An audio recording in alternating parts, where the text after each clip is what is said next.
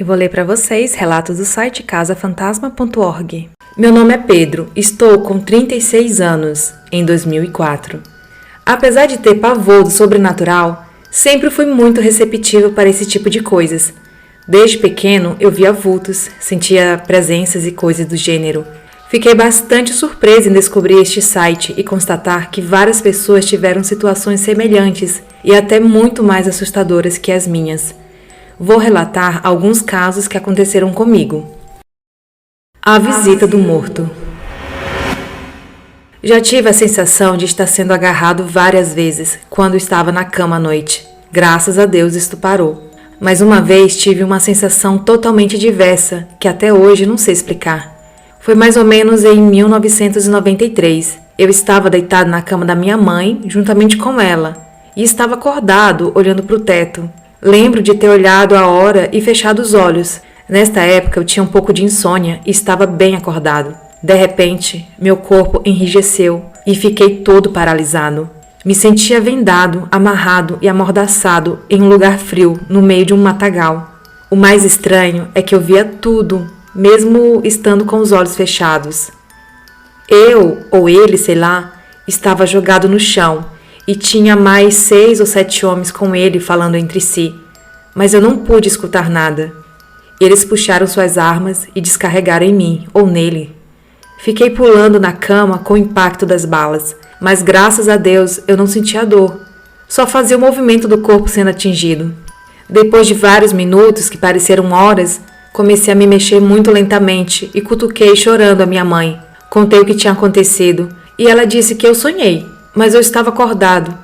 Tratei de ficar colado nela para que, se algo acontecesse novamente, eu pudesse sacudi-la. Resolvi ficar de olhos abertos e não dormir, para que nada mais pudesse me acontecer. Passados mais ou menos 20 minutos, tive novamente a mesma sensação, mas dessa vez estávamos cercados por repórteres que tiravam fotos do corpo. Nunca fiquei sabendo quem me visitou naquela noite, mas espero que ele esteja em paz. Viagem para Teresópolis. Teresópolis é uma cidade na região serrana do Rio de Janeiro. Eu ficava com uma menina que tinha uma casa lá, dentro da Granja Comari, onde é a concentração da seleção brasileira. A família dela, mãe, pai, irmão, irmã e os respectivos namorados, haviam me convidado para viajar com eles. A Ana resolveu não ir naquele dia. Ela era sempre do contra. Mas como a mãe, o irmão e a irmã dela me adoravam, me obrigaram a ir sozinho e esperar por ela lá. Como adoro viajar, aceitei. A casa não é muito grande, mas tem 2 andares, com 2 quartos em cada andar. Os pais dela e a irmã e o namorado ficaram no primeiro andar, e o irmão dela, com a namorada, e eu ficamos no segundo andar. Obviamente, eles em um quarto e eu em outro. O quarto em que fiquei tinha 2 camas, uma ao lado da janela, quase embaixo dela, e a outra ao lado da porta do outro lado do quarto. O teto era um pouco baixo e era muito escuro, de tal forma que à noite não dava para enxergar nada lá dentro. Resolvi ficar na cama perto da janela, pois dali poderia ver todo o quarto, e como tenho a mania de dormir com a porta fechada, de tanto ver vultos passando à noite, e encostar na parede, sempre longe da porta se possível. Poderia ver qualquer um que entrasse. Tal era a diferença de luz entre a escuridão do quarto e o lado de fora, o corredor. Antes de viajar, tive um impulso, quase uma obrigação, de levar uma lanterna, coisa que eu nunca fiz antes. Passamos o dia numa boa e na hora de dormir, cada um foi para o seu quarto e eu coloquei a lanterna do meu lado. Testei várias vezes o local exato onde poria a lanterna. Mais tarde, comecei a ouvir ao longe tambores como nos filmes de Tarzan e de repente ouvi um barulho dentro do quarto. Rapidamente meti a mão onde eu tinha deixado a lanterna e ela não estava lá.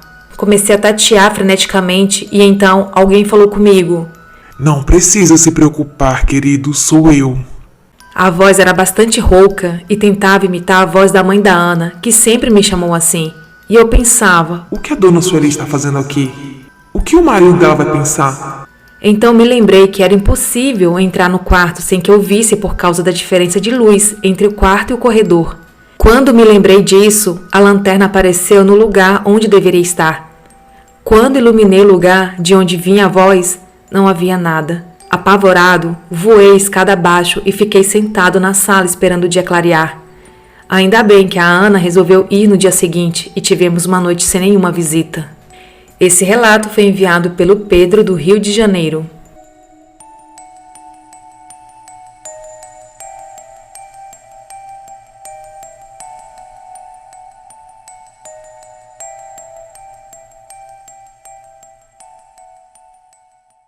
O Assustadoramente é narrado e editado por Daniela Abreu. Quer colaborar com o podcast? Envie o seu relato para o e-mail assustadoramente@outlook.com. Siga o Instagram, assustadoramente_podcast. Ajude seguindo, compartilhando as postagens e colaborando no Apoia-se. O link está na descrição.